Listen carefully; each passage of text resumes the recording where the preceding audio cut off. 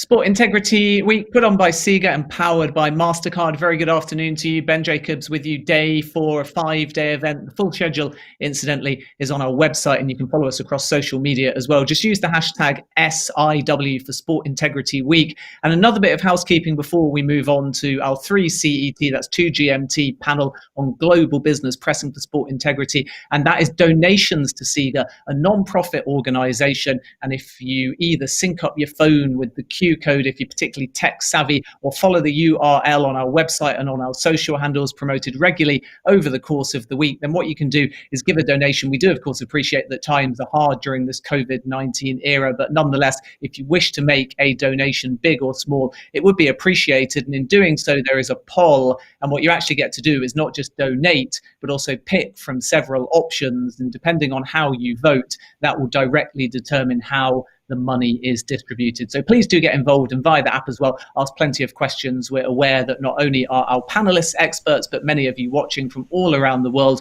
are also industry leaders in sporting integrity. So please do ask plenty of questions. Right, let's move swiftly on to our next panel. This is called Global Business Pressing for Sports Integrity. And essentially, it focuses on the role a sponsor can play in promoting sporting integrity. We've got an esteemed panel, and our moderator is Sam Matterface, himself an internationally acclaimed broadcaster. You will hear him both presenting and commentating on Talk Sport, on ITV Sport, and he also works across content for Bet365 as well, which is interesting because they themselves are also a large sponsor in the world of sport. Sam, a very good afternoon. It's great to have you with us, and I'll hand over now for you to lead this exciting panel and introduce your guests. Ben, thank you very much indeed. Yes, I'm in Manchester today, and I thank very much Sport Integrity Global Alliance for having me along with my esteemed panel. It's been a fascinating few days of interaction from what I've seen with my colleague Carl Walker, who was speaking to me earlier on today. He hosted a panel yesterday, was part of the event involving esports and how that fits into sport as a whole. A very interesting session. Today, the theme very much sport, business, media and technology. And for the next hour, I'm going to be joined by some esteemed company to discuss the global business of sport, commerciality, brand and integrity. Sport needs sponsors. We all know that. Sponsors very much rely on sport as well. It's a perfect case of interdependence, which only works if all sides are fully committed to promote, preserve and protect that key indispensable ingredient, which is integrity. And the panel this afternoon certainly are an esteemed group. You'll be able to post your questions to them in the usual way via the app. First of all, I'd like to say a very good afternoon to Kelly Hine, who's the Chief Sales Officer of the LPGA, the Ladies Professional Golf Association. Hello. Hello, Sam. Thanks for having me. Dan Mannix is the CEO of the CSM North America Group, a leader in managing sports brands and marketing, amongst other global work in sports and events. Hello, Dan. Hello. How are you, Sam? Very good. Luis Sergio is the CEO of EY Brazil, and also another interesting role, which I think I'll let him explain a little bit later on. Hello. Hi, Sam. Thanks for having me here. And Michael Robichaud is from one of our esteemed partners, the Senior Vice President Global Sponsorships of MasterCard. Hello. Hey, hi, everybody. Great to be here. Well, thank you very much to all of you for taking part in this. We have a high caliber panel. We'll furnish you with some high level information as well over the course of the next 60 minutes. I said before it will take an hour, but there will be an opportunity during the course of the hour to have a Q&A and for you to put your questions via the app in the usual way. But first of all, let our panel outline their thoughts about sports integrity and the role that sponsors can play in that. First of all, let's start with Michael Robichaud of MasterCard. Well, great. Well, hi, everybody. I'm glad you're able to be here. This is obviously such a critical thing that we're talking about and needs to be talked about more.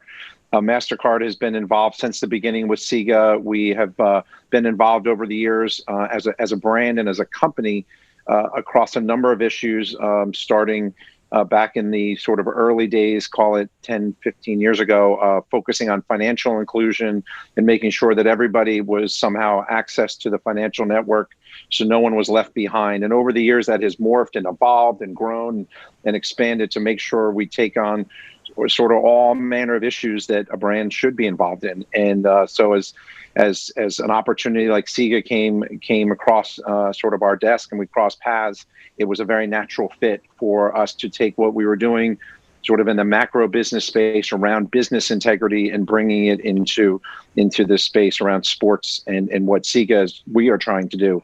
The thing I always say about SIGA and why I felt it was such a good fit for MasterCard and how things are being looked at is really across three things. One is that it's very positive and forward thinking. Hopefully what everyone's been hearing and seeing over the years, this isn't about, yes, of course we have to talk about the past and we have to learn from it, but it's not about, going back in time and trying to correct the past, right? It's about what can we do in the future? How can this group work together and change things? It's an opportunity where business, sport, government, civil society are all coming together, right? We all have our role. And I know right now we're going to talk about the role of business, but we can't do it alone any more than government can do it alone. And then I also love that it cuts across all sports. And I know football historically is an area that people tend to gravitate toward. I know our friends around the world, that's a very big popular sport, but it has to cut across everything. It has to cut across golf. I know we're going to talk about. I'm glad we brought in esports. There's many other sports that are impacted by this. It's not restricted to any one. So that's where we are today, and a lot of work still left to do, and just great to be here to talk about it. And we're looking forward to getting more questions to you in just a few moments. Let's turn our attention to the CEO of CSM North America, Dan Mannix. Thanks, Sam. And one thing I'll say, echoing what Michael said, I think the proactive discussions and solutions that SIGA is looking to create to move the industry forward, I think is really important, and putting emphasis on this because integrity obviously touches all sports. There's so much at stake within what sports properties, the economic impact, and all the different constituents. One thing that I think I lean towards right now, and it's only been exacerbated with COVID and the crisis, is the pressure to grow money and revenues, and the pressure to the monetization of sports on every side of it. And it's showcased positively when people are successful and they're driving growth. But that pressure then, where does that play within the integrity of sport? And when you talk about who can come together to make change, part of that is the importance to be able to track data across sports to then have a standard set that can be looked at to see who's achieving what in terms of integrity and fair play. And I think where sponsors and brands can have the most impact really is where they come together. And it's a collaboration of brands together having really challenging properties to have a standard across sport, and really being able to bring together discussions so that they can move things forward.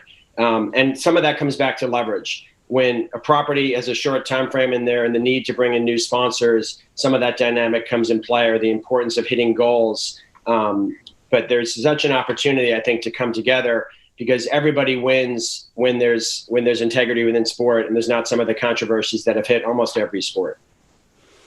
Okay, Dan, thank you very much. And I want to follow up on a point on that in just a second, but we'll come back to questions in just a moment. First of all, let's get a South American perspective on this with the CEO of EY Brazil, Luis Sergio. Hey, Sam, thanks. In fact, here today, I think I have two hats. One, as you mentioned, at EY. The other one is as member of the Pact for Sports, and I'm honored to represent the Pact. First of all, when you think about the UI, I mean, we have the purpose of building a better working world. So part of this purpose in our view is accomplished when we bring our insight and service to help build the confidence in the capital market and the economies around the world. And this is also the case for the sporting industry.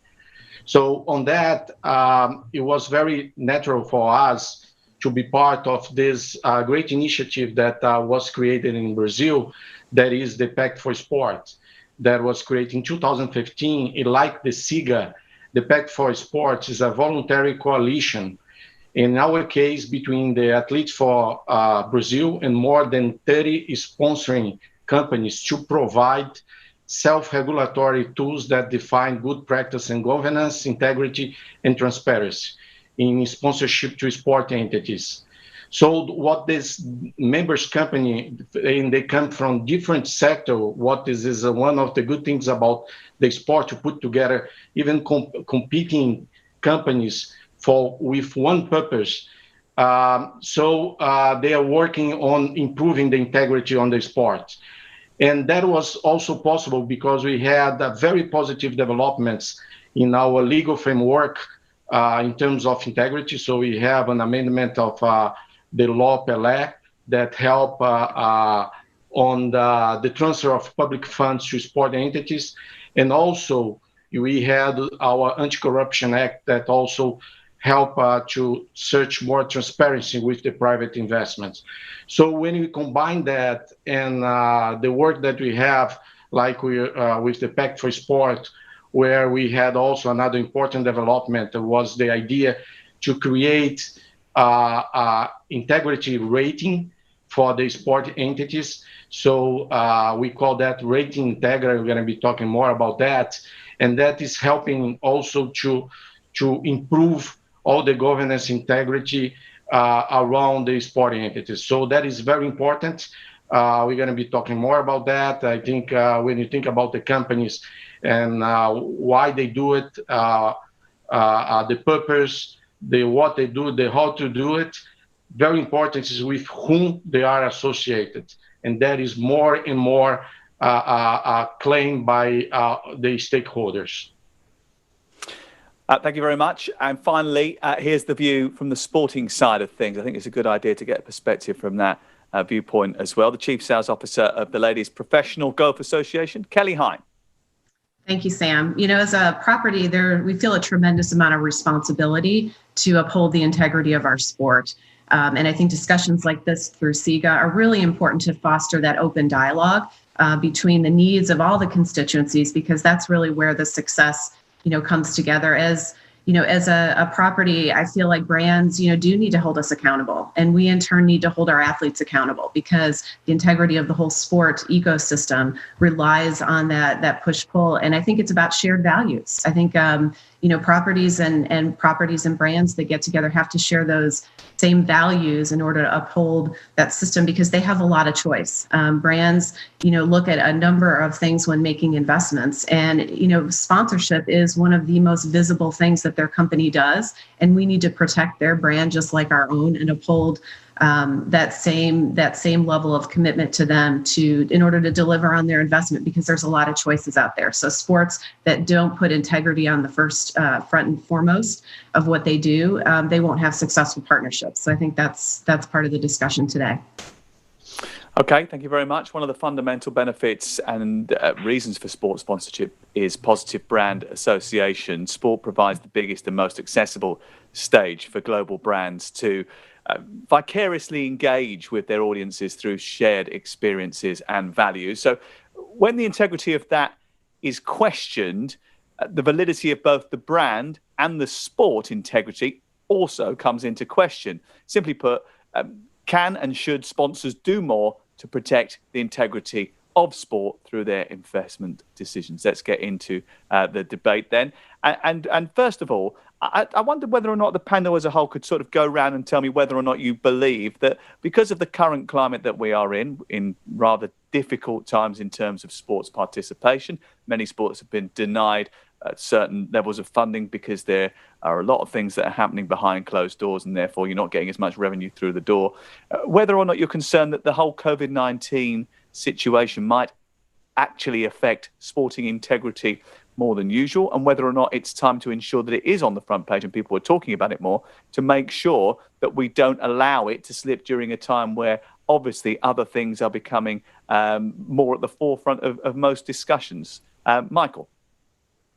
Well, it's a big question, and I guess in a lot of ways I would say yes. And the key there is, first of all, we always have to talk about integrity, right? So there's no time to not focus on it until it's gone, and let's assume that it actually could go away. I think in the current times, what we're all seeing is our dependence on it, emotionally, psychologically, the notion of gathering together with a shared purpose. We could all probably tell thousands of stories about people of different different backgrounds, different mindsets, different ideologies, whatever differences we have. When you come together and you put on your same fan jersey and you're out there cheering for your side, whatever that is, very tribal and sometimes, or even your country, it's something I think outside the U.S. in particular, I've really learned about how much, the country, because you have so many more competitions, not that obviously we don't care about it here, but you have many more competitions at the country level. You become one nation, right? You become one group, and a lot of the bad things that maybe are happening on a daily basis melt away because you have a different focus. So we all realize that dependence, but what we also see is those that are struggling the most and those that are in the weakest position, usually financially, are going to be the ones that are going to be hurt. So yes, money coming from government should go to the right place, and I'm not going to sit here and necessarily define where right is. But ultimately, we know funding goes to sport, and that needs to be cherished and be good stewards of it. So all of these things coming together just raise the question of where's people's money going? And it's a fair question to ask of anybody's dollar, whether it's a tax dollar, a fan dollar, or what have you. So as these things are on the front page and we have these challenges and people are making very big public decisions, now is the right time to be talking about and having all these conversations. And we should be talking about it when times are good, which we were a few years ago, to be preparing. But now that times are a little bit more challenging, it just heightens the sense and the nerves are a little bit more raw about how much more of a focus it needs to be. Kelly, do you think that in your sport you have to ensure that, especially at the moment where obviously everything's being hit financially in terms of the COVID-19 pandemic, you have to be a little bit sharper in pushing forward your sporting integrity? Yes, I think so. The integrity of our sport, and in times like this, when you're making really tough decisions, you have to have, really solid leadership, and you have to be able to be open and have that communication with all of your business partners. The tough decisions that you make need to be with a long-term mindset in view, because, again, you don't want to make a decision today that affects something 2-3 years down the road. You have to really look long-term. And I think, making sure that you keep the integrity of the competition and all of your business partners at the forefront is what drives the reality of today. Louise, how do you maintain integrity? How do you monitor it on a regular basis? I know that Brazil itself had a bit of a tough time, and you mentioned the anti-corruption law that came in and the involvement that you had with the pact. What do you do to monitor integrity? What would you look for?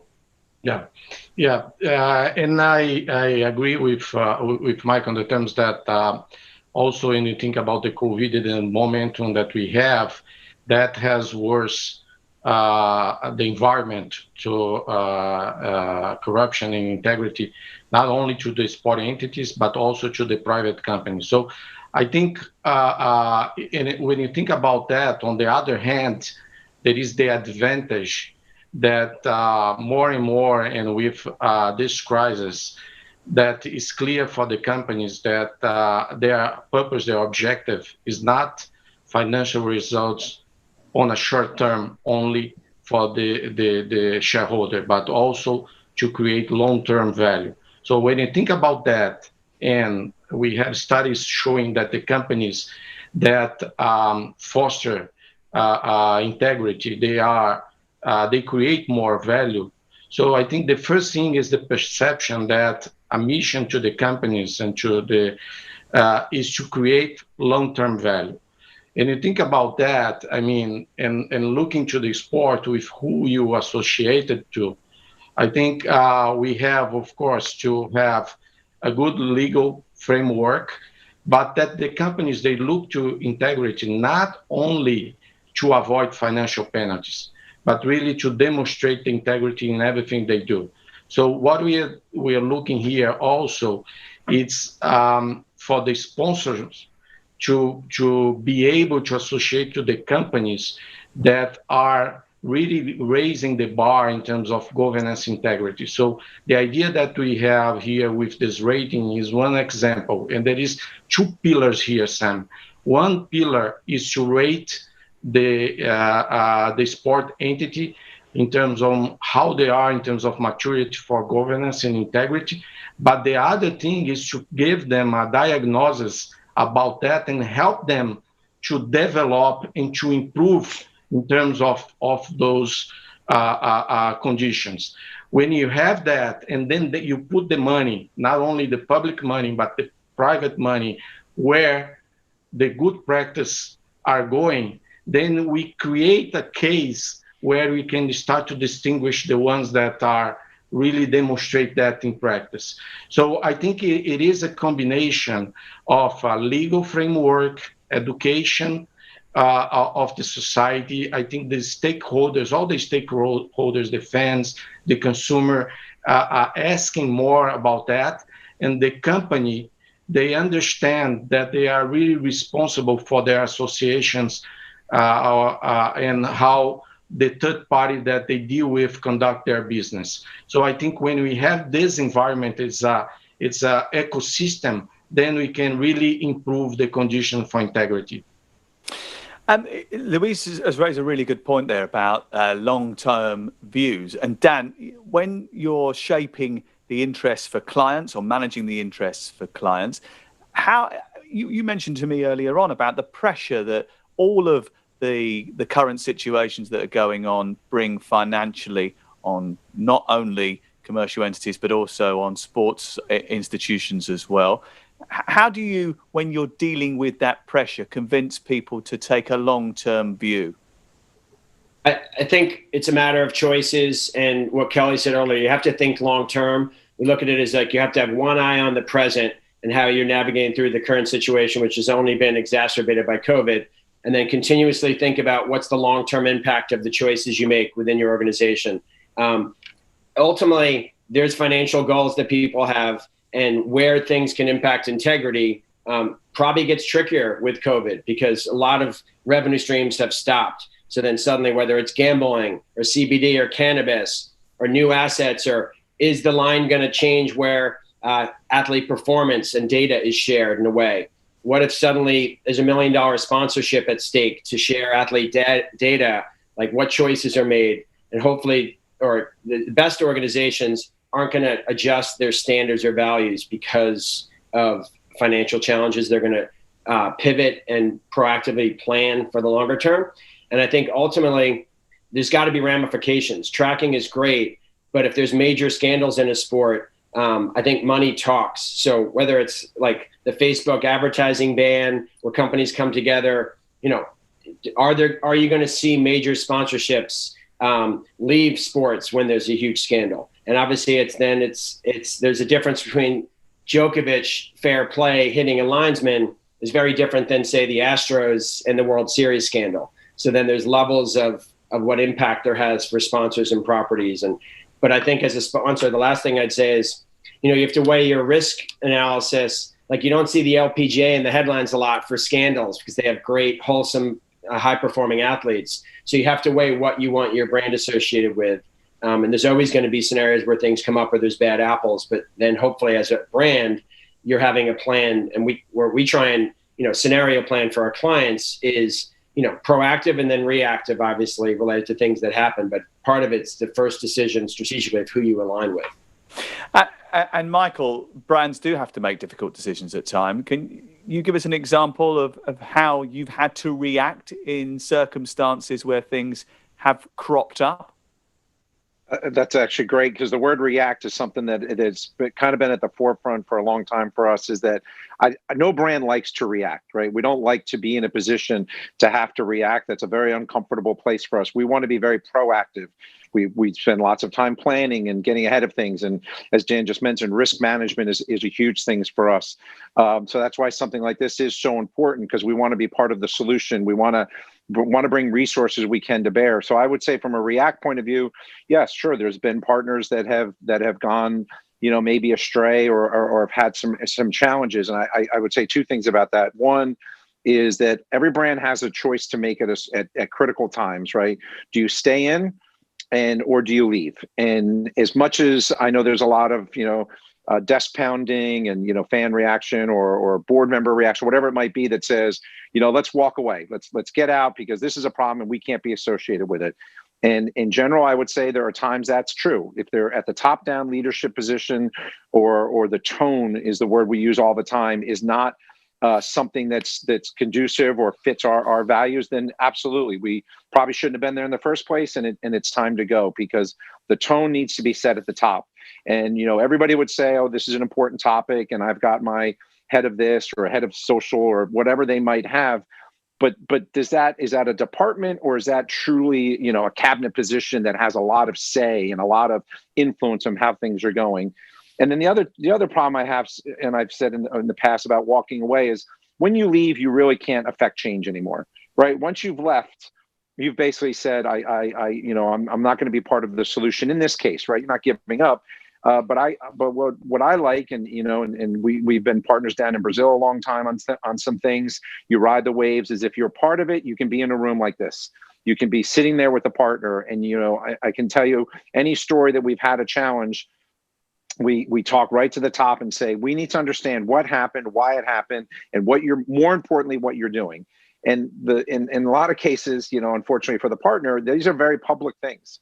These aren't all, these are rarely behind the scenes, secrets, right? These are generally played out on the front pages of newspapers and fan reactions. So they're under a lot of pressure. So what we say is, listen, we're going to stay, but we need X, Y, and Z. We need to understand what reforms are going to take place.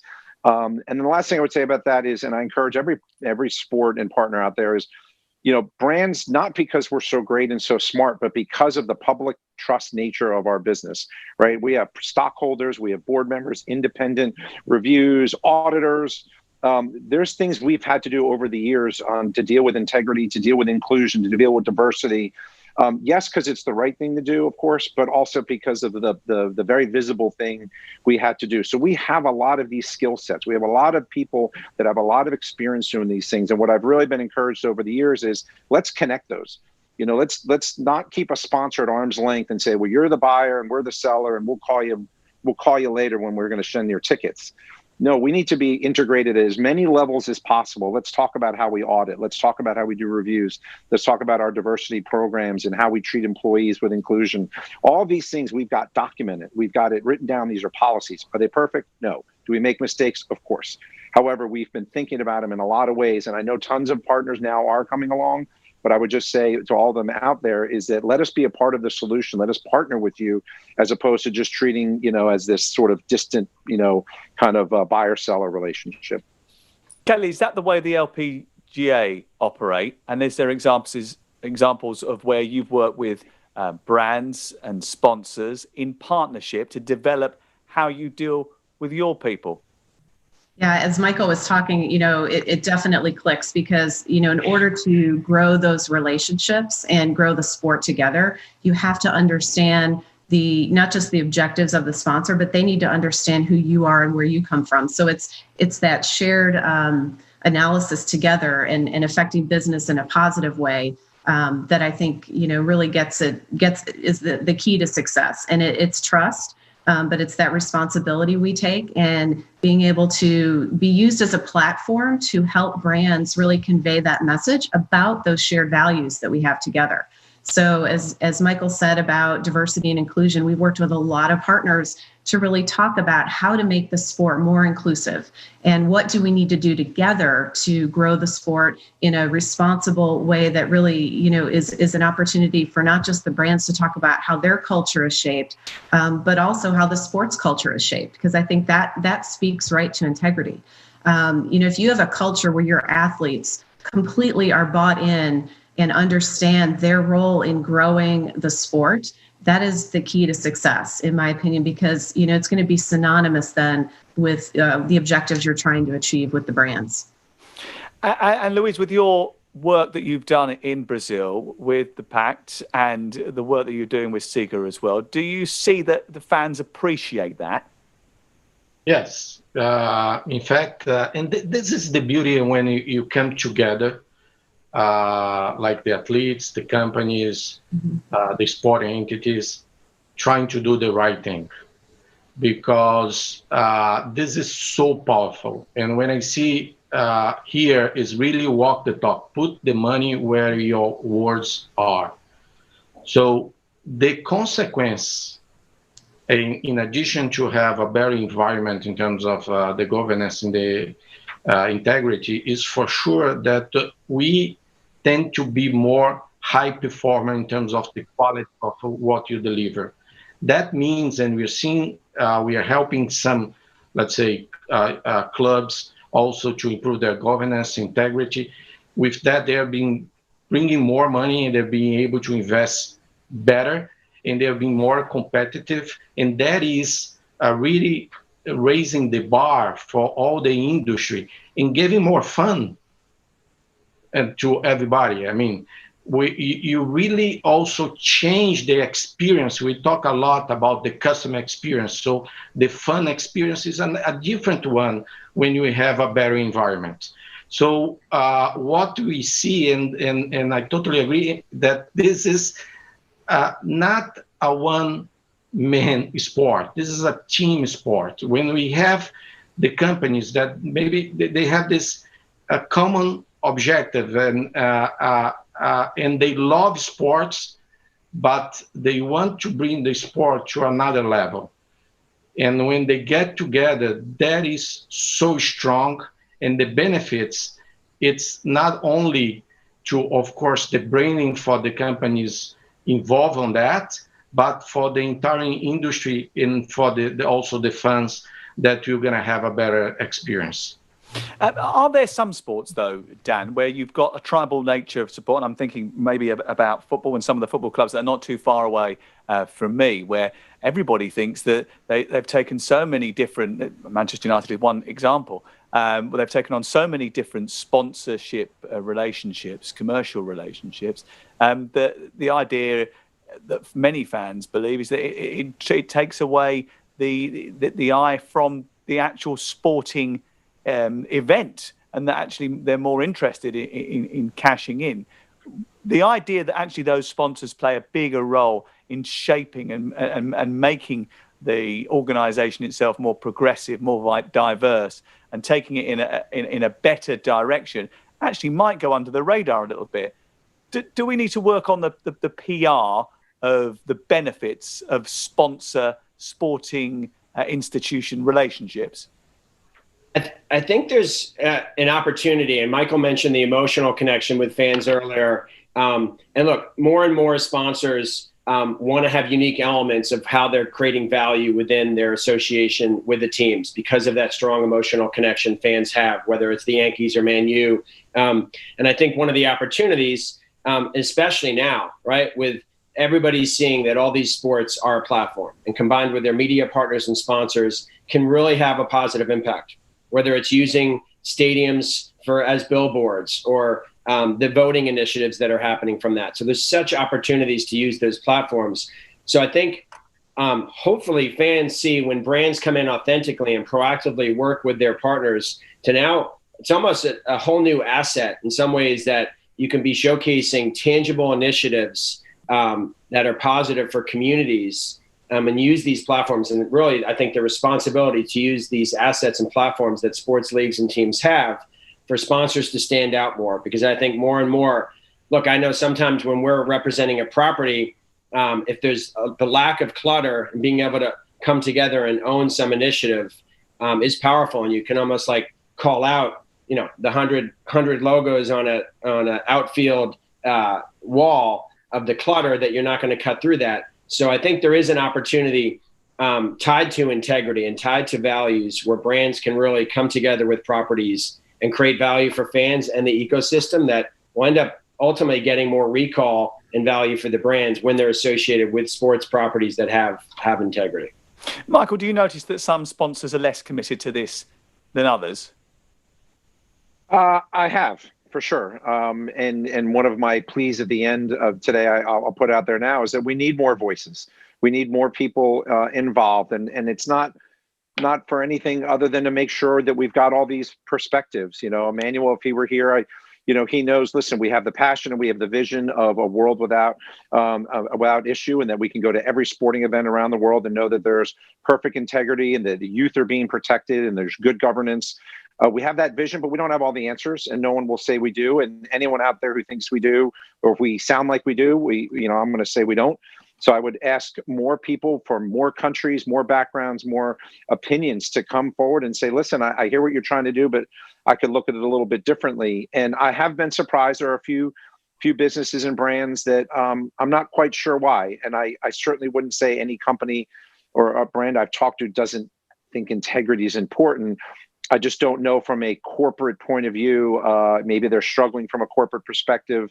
And the last thing they want to do is be seen, kind of over here when someone to say, you know what, why don't you go home and fix your house first and get your business in order before you kind of come over here and tell us what to do. So there's probably a lot of things, but I feel it's growing. I do feel that it's there. I do feel like any brand that's certainly in the consumer space, for the years and years since I've been doing this, we've always talked that, this consumer revolution that'll happen and they'll stop going to games and they'll stop doing this.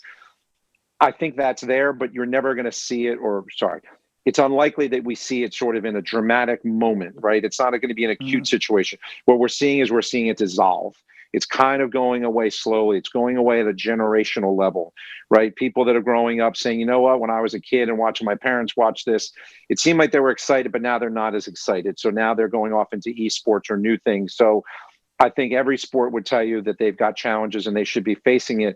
So I think brands are seeing that as well, that if you're a consumer brand and you're turning to your consumer saying, hey, we're here in sport and we're here because of you, well, then you need to have that opinion. So that's probably a long answer to a short question, which is yes, I am a little bit surprised that there aren't a few more stepping up and saying, you know what, we'll sit at the table with you. Again, we're not asking necessarily for a ton of money or a ton of massive commitment, but I do think we need more voices at the table to say, well, hold on, maybe this is what our country thinks or our region or our business says. So yes, I'd like to see more. And one other angle of this, of not just sponsors that spend a lot of money in sport, but broadcasters spend a lot of money in sport as well. Some hugely invest in particular sporting institutions, leagues and competitions. Do you think, Kelly, that broadcasters demand enough from sports in terms of integrity, or sometimes are they a little bit subservient to those they've bought rights off? I think they are invested in helping grow the sport with us, because the success obviously for them depends on what happens on the field. So, I think there is that interdependence. So there probably isn't as much discussion there, but I think it's starting to be at another level, because obviously we have to grow the sport together. There's a lot of competition for eyeballs. So I think they're more invested now in that discussion than, a few years ago when there wasn't as much cord cutting and other, activities that could stray from that discussion. So I think it's been slow to come around, but definitely with the level of investment we all have together to grow the sport, that discussion is definitely more now than it has ever been. Dan, is that something that you've noticed as well, or because of the proliferation in number of media organisations that are trying to buy sports right, actually that becomes less of a priority for them? I think part of it depends on the size and scale, and then that's where the line can be trickier. The investments from media partners are so huge. It's the largest investment, really, the largest revenue stream in many cases. So then you look at, like right now during COVID, and what choices have been made to get sports back, and how much of that was just to make sure, obviously, that they don't lose that revenue stream and provide that asset to sponsors, but also not to, like, all of a sudden not get their payments from media partners. So you'd like to think that the health and safety of the athletes is first and foremost in all of that. But what choices of speeding up timelines and all those things that, again, it goes to an organization's leadership and values and being able to go through challenging times. But when the investments are as big as like NBC's done with the Olympics, then you start to, if there's a huge scandal with the Olympics, are you going to see NBC blowing that up and like really covering it in the direct way that other media properties were? I don't know. That's an interesting thing. And that, again, goes to public opinion. It goes back to what are those standards? I think of like race and diversity. For many years, Richard Lapchick has put out the report card on sports entities of how they're doing with diversity. And I think the measurement, again, and the standards and getting standards that are global, where it's hard, there's value to that, to then look at the different entities of where integrity stands and what consistency can be created across different entities, because there's so many constituents, but media properties is a big part of sports, obviously. And that is fascinating, isn't it, about the media inclusion? And I wonder, Louise, whether or not you monitor that with your role in Brazil. Yeah, and that is a very interesting discussion, Sam, because we did a global integrity report, and about that, 13% of the senior leaders, they are still saying that they are prepared to ignore misconduct of third party. So they are not saying that they're gonna do something wrong, but in the terms they're gonna close their eyes. And the fact is that is not enough. I mean, and that comes to the discussion between short term and long term. I mean, if you want to look at creation of value on a long term, and what we know is that ethical companies, they outperform on a long term any other companies, then we change to a situation that should be a win-win situation and not a situation of win-lose in a short term. So what we are seeing also the trends here in Brazil, as you know, we have a lot of corruption scandals and investigation, and we have our, let's say, the leading cases in terms of very important and prominent public and private figures going to jail, and that also affecting the branding of the companies. So all this discussion is also reverberating here. And also, as I was mentioned on the media, that is it's driving more also on the ask for integrity of the governance, and this is the trend that we're seeing here. So I think as company they become more purpose-led, that they know that they have to be associated with whom they share the same values, because that is at the end of the day also what they're going to be asked by their public, their consumers, in terms of their attitudes. We'll get to your questions in just a moment. If you do have any questions for the panel, then please write them in the app in the usual way, and we'll get to some in just a few moments. Michael, how far up the list of priorities is it when MasterCard are making a decision on whether or not to sponsor an athlete or a sport or a competition? How much of the focus is on how well you can interact with that particular entity about sporting integrity? It's absolutely critical, and I wanted to play off of that media thing as well. I'm going to go back to them as a business as well. We're not saying that we expect the media to be more activism, and walking away or things like that, but they should be here at the table more, and they're not. And I think times have changed. I'm now getting old enough to remember the days when there were certain media properties that were so powerful and could kind of control things, and now that's changed, right? With cord cutting and with the financial problems and people walking away from the traditional sports, that next generation of leadership is coming in, and they need to be here to be part of this discussion with us. So I'll hit that a little bit more directly, but it's the same thing with an athlete, with a property. Absolutely, it's important. And look, again, it's hard, right? You look at the history, and back in the day when a brand said, "Oh, I want to be more involved" or whatever, a lot of it was ego, right? Oh, I want to be in the better suite. I want to meet the commissioner. I want to have the relationship with the athlete. It was a little too much ego driven. Let's just call it what it is. Nowadays, it's got to get past that. In fact, if anything, it's figuring out what that relationship's going to be about, not having it be about ego, but to say, listen, we as I tell our ambassadors, let's look at our athletes. We have Naomi Osaka, who's being very public these days, and she's out there, and it's her just raw emotions, who she is as a person, and she's out there. When we partnered with her on the other side, I wanted her to know who we were. You're an ambassador. Let's use that word for what it is. You're representing us as a brand. I want you to know what you're representing, who we are. And, again, we're not perfect, but we have ideals and a purpose-driven business that we think we're proud of. And anybody that partners with us should know what that is. And again, you don't necessarily have to scream it from the rooftops, but at least know it. And then as time goes on, say, you know what? Hey, I see you're doing this over here. I'd like to maybe partner with that, right? How many athletes and how many business, really athletes are trying to raise funds for their cause, their issue? Well, turn around and look at how many brands right now are already doing that. Why don't you, instead of starting from zero, come with us, you know, and partner with us to say, wow, you seem to be touching on something that's important: LGBTQ, inclusion, diversity, whatever it might be, that touches a nerve with me.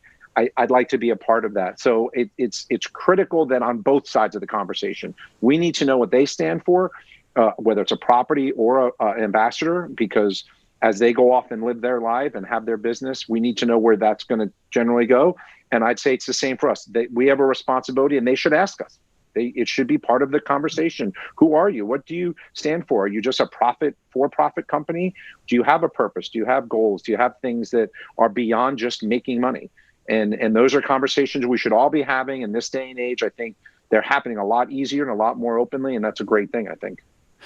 Kelly, when you're working with the LPGA in your role as the chief sales officer, you obviously have to have those conversations. Do you ever have to turn down sponsorship opportunities, bearing in mind how difficult it is sometimes to attract brands to your sport because of their wider viewpoint and outlook on the world, and whether or not they are focused only purely on profit, or whether or not they've got ideals that you would like to partner with?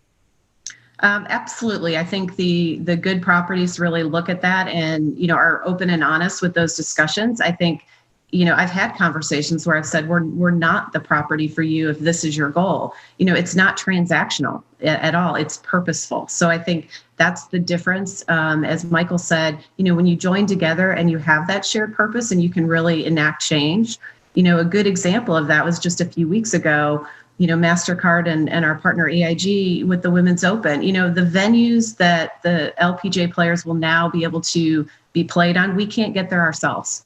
You know, we need partners that are committed to the equality and the equal representation and the opportunities of our athletes, just as much as the male athletes counterparts. And I think with the brands really leading that directive and that shared purpose to get there, you know, as you said, you know, there's examples of where we want to support our partners' initiatives, and we want to understand. Just 2 weeks ago, you know, Walmart pledged $100 million, you know, towards social responsibility, and all of our players wrote the numbers 100 on themselves or their golf bag that week, because we were there with our partner in that shared, purposeful driven, you know, way that we work together. And I think when you can achieve that and you have that, it talks to the culture, you know, it talks to the culture you've created, not just within an organization, but with all your athletes, because it's not just enough for us to say it, it's for them to understand as well. And that's key, isn't it? Because it's not always easy, depending on the level of athlete that you've got to work with, Dan. Sometimes it's quite hard to get elite athletes to buy into the programs that the sponsors want them involved in. But there is an example there from Kelly of how exactly to do that. If you've got shared initiatives, you've got shared goals, you've communicated those well, and the two organizations are working together, it can be of benefit to everyone, and you do get the buy-in. Yeah, I think, look, I may be a bit biased because when I worked at the NBA, I switched over and helped launch the WNBA. So what Kelly's referring to speaks to, I think, some of the values of when you partner with women's sports, because the openness and the collaboration from top female athletes is very powerful. And that Walmart example is a great one. I also think it goes back to who you're partnering with, because when you talk about new partners coming in, it's exciting when someone's potentially bringing a bunch of revenue. But we've all seen where there's title sponsors of stadiums that then those fast growing startups went bankrupt, and then you're associated from the property or the team with that. And I'm guessing Naomi Osaka, like, she has a powerful voice. It's no coincidence that her values and the process that MasterCard went through to select her, it wasn't random, I'm sure, right? There's a whole step process. And for me, when you talk about that emotional connection, as soon as Michael's referencing her, I go back to her post-match with Coco Gauff and the class and the sportsmanship, that I'm literally getting a chill from that. That's what fans remember, right? And the association. So you can never guarantee anything. As Michael said, you don't want to be reactive, but those conversations of who you're going to be partnered with, how they're going to participate. Look, there's value for a sponsor when they know that the athletes, and Kelly can point to athletes genuinely getting behind something versus an athlete, you know, barely showing up to an appearance or sending one tweet. That's powerful. That's an asset that Kelly can go to the marketplace with, and she can have tangible examples. Okay, let's get to some of the questions that you've been posting in the app. Please continue to do some. We'll get through quite a few between now and the top of the hour. The first one comes from Rubian Kagawan. I hope I said that right. She's the president and chairman of the board of the Philippine Authority for Motorcycle Sports and Safety. Do you think the IOC can use the integrity ranking as a basis to strike off the membership of an international sport federation who consistently rank at the bottom percentile? Louise?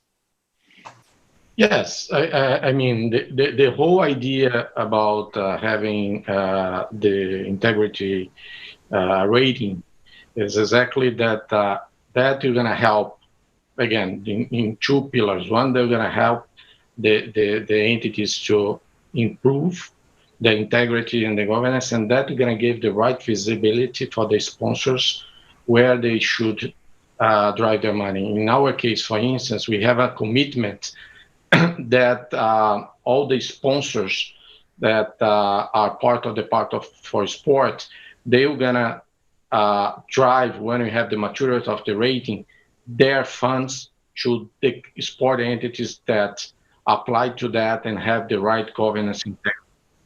So I think, as Kelly mentioned, I think this is very important. This is a creation of a culture.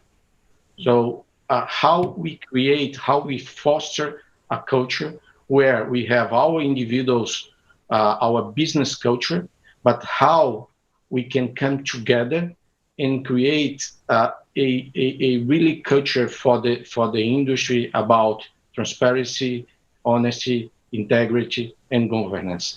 And we do believe that the rating, it's very important, because then we can measure the ones that are doing the right thing, that they're improving, and that also helps to where we can, those can be rewarded for what they're doing. So I think that is the logic behind that. I won't get everybody to answer every question because we've got quite a few to get to between now and 3 o'clock BST, 4 o'clock CET. But Dan and Michael, I just will quickly ask you about that. Is it integral now to use the ranking system to force change? Well, I'm not an Olympic expert, but just understanding, I would say two things. One, if you're going to have a system, it's got to have some consequences, and if not, you're just cranking out reports. I would say, the way. I think when you have information, brands will be making better decisions, making different decisions. It'll be something that I know when we look at the SIGA system that's being developed, that's something that I believe will hopefully become into the culture, that if I was a board member or a CFO or a general counsel at a brand, that would be good information for me to have. And the other thing is from a government point of view. When I hear Olympics, I largely think of a lot of government support, a lot of government funding. They should now be empowered to understand where they're spending their citizens' money. And if they've got more visibility, more information, and can make better decisions and hold people accountable, that's a good thing. And it should raise the game, as Luis was saying, and have people create a culture of accountability. Yeah, I would just add, I think when you have rules, they need to be enforced to have credibility. And there are a lot of different opinions, I'm sure, on Djokovic, but I give the U.S. Open credit. The rules were the rules, and they put them into place. Now, that's not going to be positive for ratings. And when you talk about their media partners and sponsors and Djokovic's partners and so many things, and then you add the nuances of what Djokovic recently is also creating potentially counter to the ATP, it adds another element to the story.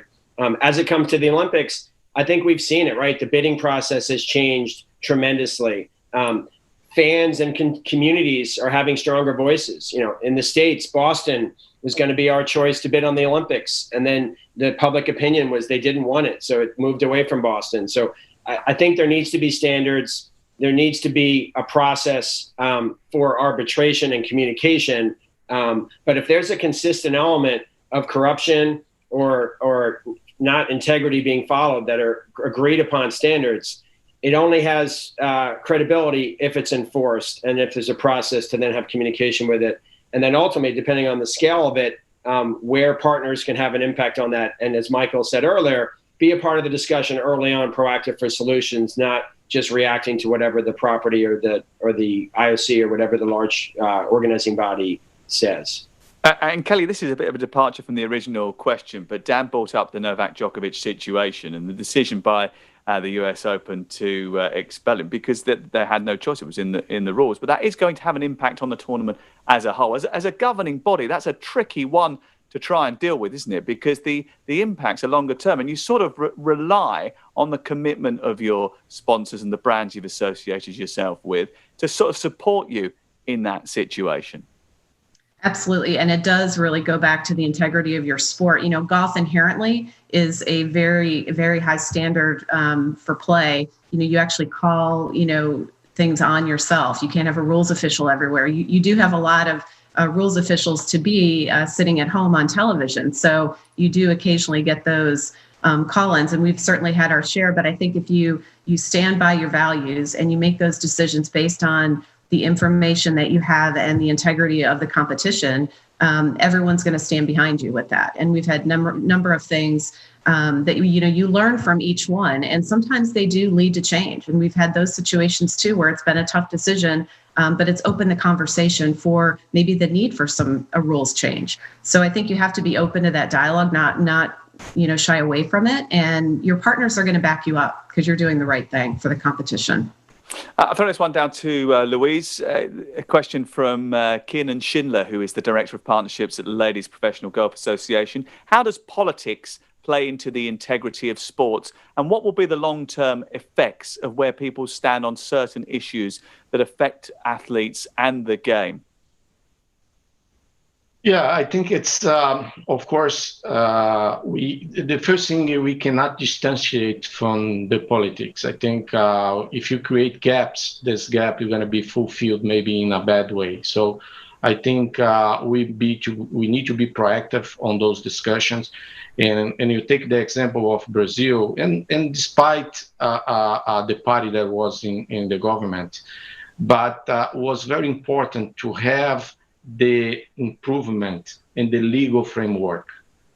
Without that, it's very difficult also to strengthen the compliance. So I think it's we need to have an integrity agenda to be discussing with our politicians, and when you are able to raise your voice, and at the end of the day, the politicians, they want the vote. So when you organize, you are not alone. So you do it in a very organized way. I think that is very important, because then we have a very positive agenda to discuss that, and that will be key for making all the changes that we need. So I think it's my takeaway from that is you need to be present in the debate, and you need to have a positive agenda to discuss. Otherwise, this gap is going to be fulfilled, or in a bad way. Okay, Louise, thank you very much. One more question, and we'll get this from Casey Simmons, who says that about the SIGA independent rating and the verification system, the only mechanism that will permit independent oversight. It will measure sports performance level and compliance and implementation. And it's got a British Standards Institute mark as well. Question for MasterCard. She says, how will the rating impact on your future sponsorship decisions? Will it be a catalyst for positive change? And Michael, I'll ask that to you. You've got about a minute to discuss it, but what do you think that the independent rating and verification system will have in terms of impact? Sure. So I can do it in a minute. I would say, first of all, so everyone's clear, it is truly independent. It is funded by SIGA, but it is a third party, went through an RFP process, and it is expected to be independent. And I go back to my challenge of having more folks be involved. As I've told every brand, we're used to having to pay for things. We all need to step up and help support this financially so that it can be truly independent. And the point is to rate all of the properties around the world. And people want to volunteer to do it, and they should volunteer. And there will be a system. There will be a score that comes out. And the point would be, when you evaluate a sponsorship, you'll do it based on audience, and geography and all sorts of things, this should be a major part of what you're rating, and that it should come to the point that it's very simple. It has a very good high rating, whatever that is, and people say, great, this is a brand, this is a partner I want to have. So I would say it's actually critical for changing our vocabulary and for providing something that's consistent so that we can all, first of all, property can measure themselves against and understand, they probably think they're doing great and they probably are, but maybe there's an area that's just something that they hadn't been aware of. So I think it's critical, and I think people need to study and learn more about it. Thank you very much, Michael. Thank you very much, Dan Mannix, the CEO of CESM North America, for Kelly Hine from the LPGA, and Luis Sergio as well, and of course Michael Robichaud from the Global Sponsorship Department, the Senior Vice President of MasterCard. It's been a fascinating hour in your company. Very much appreciated. Thank you very much to everyone who's taken part in terms of watching, getting involved, sharing it on social media, and firing over your questions as well. It's been a great 60 minutes. I thank you all, and enjoy the rest of the conference. Good luck.